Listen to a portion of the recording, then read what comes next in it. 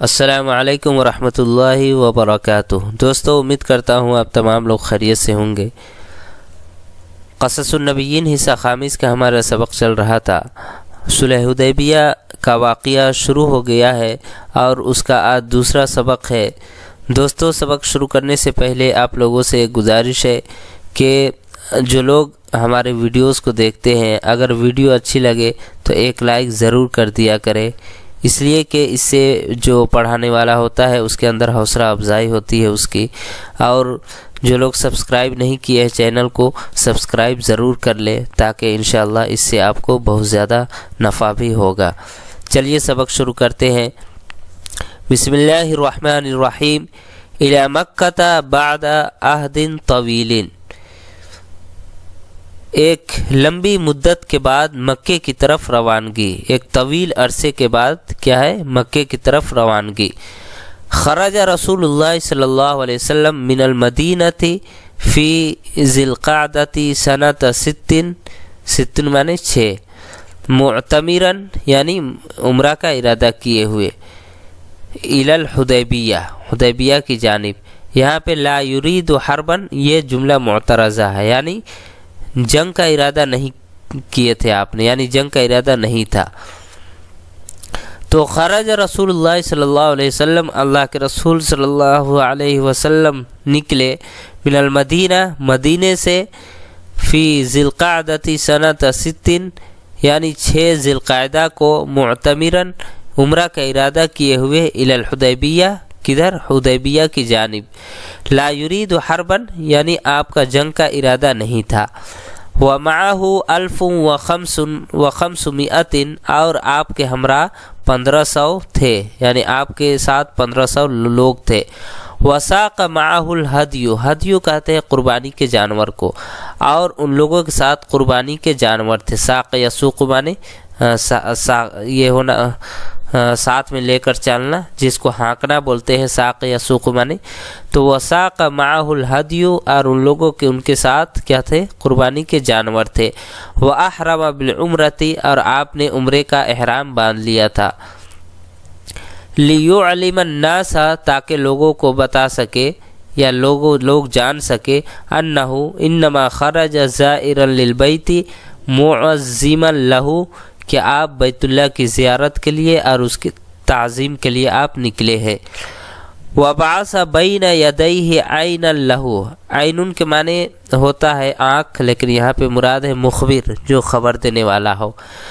آپ اپنے آگے سامنے ایک مخبر کو آپ نے بھیج دیا آگے، یخبرہ تاکہ وہ آپ کو خبر دے، عن قریش، قریش کے احوال سے آپ کو باخبر رکھے۔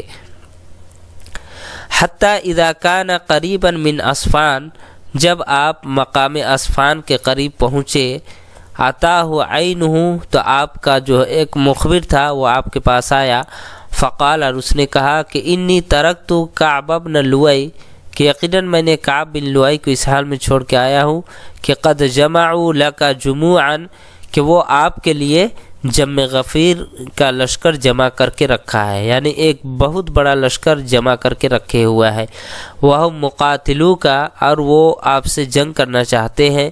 وصادوک عن البیت، اور بیت اللہ کی طواف سے آپ کو روکنا چاہتے ہیں۔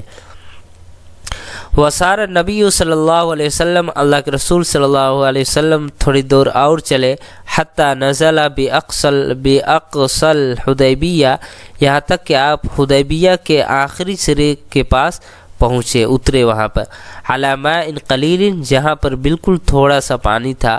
وشکوا الی رسول اللہ صلی اللہ علیہ وسلم العطش، عطش کہتے ہیں پیاس کو۔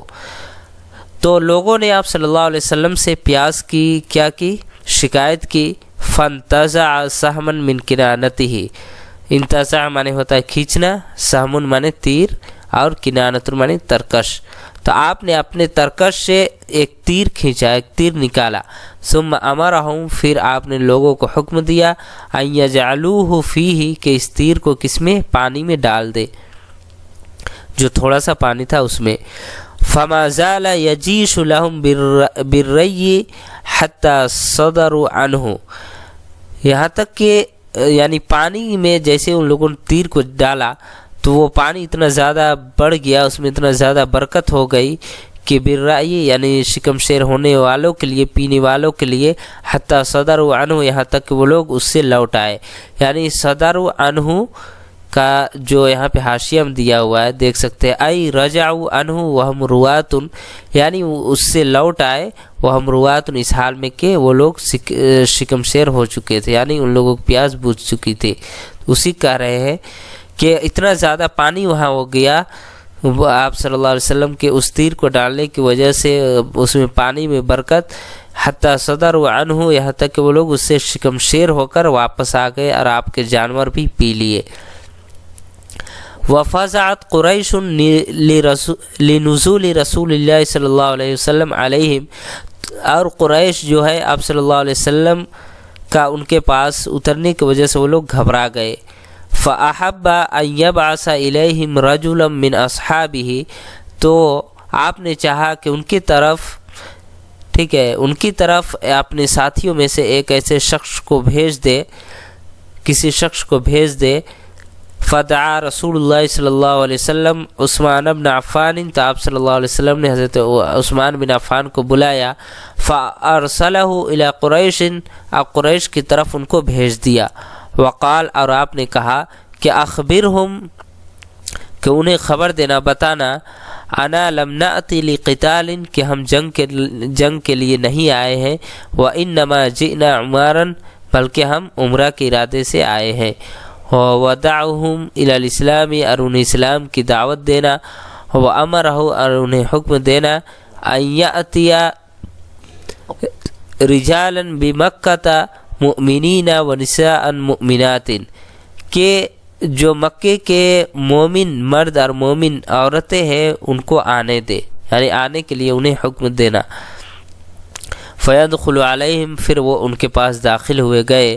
ویبشرہم بالفتح، اور ادھر کیا تھا کہ آپ صلی اللہ علیہ وسلم اپنے صحابہ کرام کو، ساتھیوں کو فتح کی خوشخبری دے رہے تھے، بشارت سنا رہے تھے.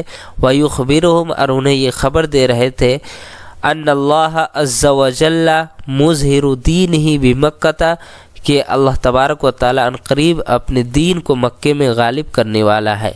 حتی لا یستخفی فیہا بالایمان، یہاں تک کہ مکے میں یعنی کیا ہے کہ ایمان پوشیدہ نہیں رہے گا، یعنی کوئی بھی ایسا گھر باقی نہیں رہے گا جہاں ایمان نہ پہنچا ہو. وانطلق عثمان حتی جاء مکہ، حضرت عثمان رضی اللہ تعالیٰ عنہ وہاں سے نکلے، چلے، یہاں تک کہ آپ مکے پہنچے، مکہ آئے. وَأَتَى أَبَا سُفْيَانَ وَعُظَمَاءَ قُرَيْشٍ، اور ابو سفیان کے پاس آئے اور قریش کے بڑے بڑے سرداروں کے پاس. وَبَلَغَهُمْ عَنْ رَسُولِ اللَّهِ صلی اللہ علیہ وسلم مَا أَرْسَلَهُ بِهِ، اور انہیں آپ صلی اللہ علیہ وسلم انہیں وہ پیغام پہنچایا آپ صلی اللہ علیہ وسلم کی جانب سے جو انہیں پیغام دے کر بھیجا تھا آپ صلی اللہ علیہ وسلم نے. ما ارسلہ بھی، جو ان کو پیغام دے کر آپ صلی اللہ علیہ وسلم نے بھیجا تھا.